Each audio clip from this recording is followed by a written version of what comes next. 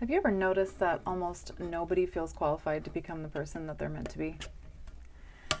We assume that confidence comes first, that one day we'll wake up and finally feel ready. Ready to write the book, ready to start the business, ready to leave the job, ready to become the parent, leader, artist, entrepreneur, speaker that we've imagined. But what if that's backwards? I say this to my clients all the time. Action before motivation.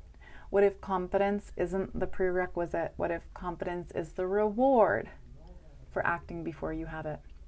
Because if I'm being completely honest, I've spent most of my life feeling like I wasn't enough. I was never smart enough, not successful enough, not experienced enough, never qualified enough.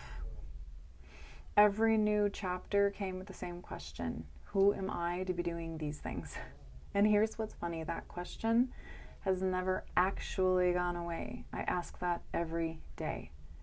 I just stopped allowing it to make all of my decisions.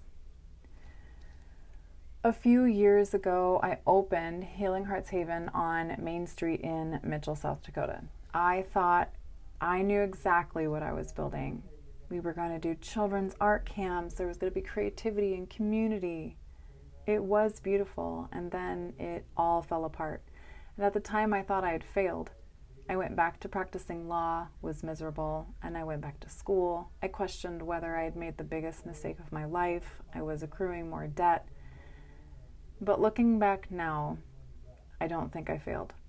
I think I simply outgrew the version of the dream that was too small, because Healing Hearts Haven was never meant to be an art studio on its own.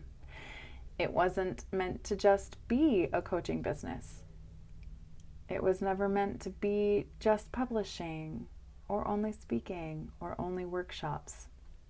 I had accidentally mistaken a branch for the entire tree, and life, in its own frustrating wisdom, kept asking me to grow until I could finally see the whole tree, with me being the trunk at the center. Here's something I've been thinking about lately.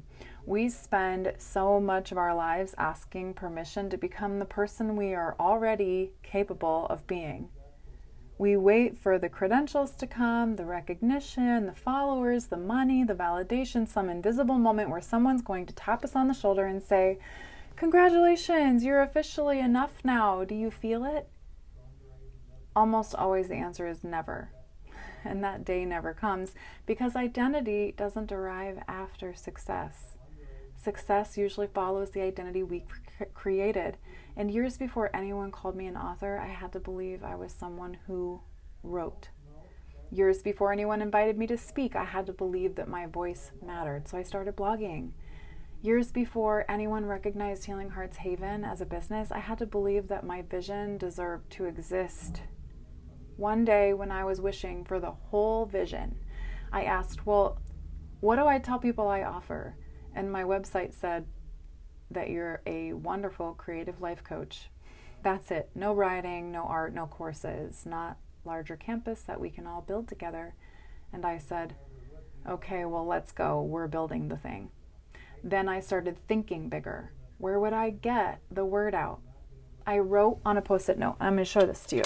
I said, someday, right, I get the credentials and people here decide that I'm credible enough, big enough, smart enough, I'll reach out to a national magazine. I wrote it right here. You can read for yourself. This was like 5 months ago. I wrote it randomly from advertisements off of Facebook.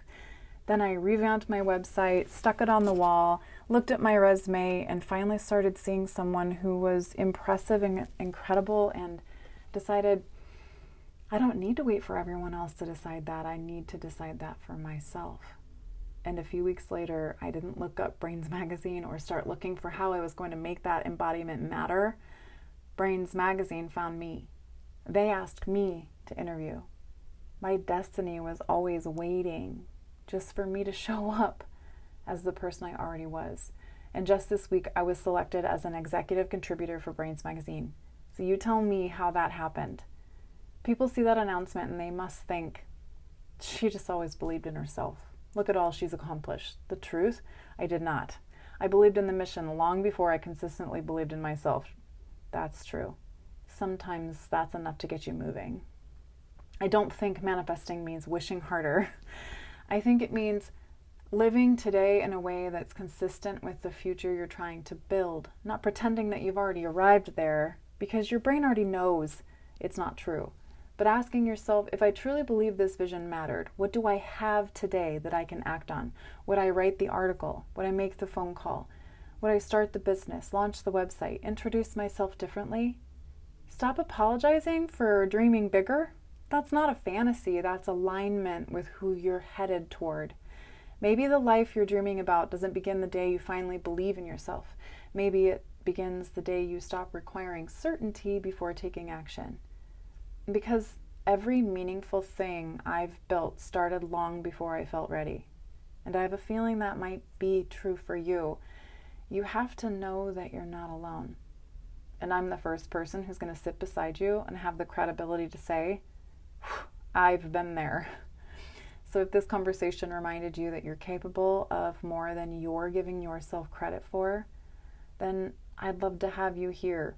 Every week I'm going to be sharing honest insights about building Healing Hearts Haven, how long it took, how it came to be, how many different transitions it took to get to where it is today, and the artwork and raising a family and becoming the person my future has been asking me to be all along. So come along the journey with me.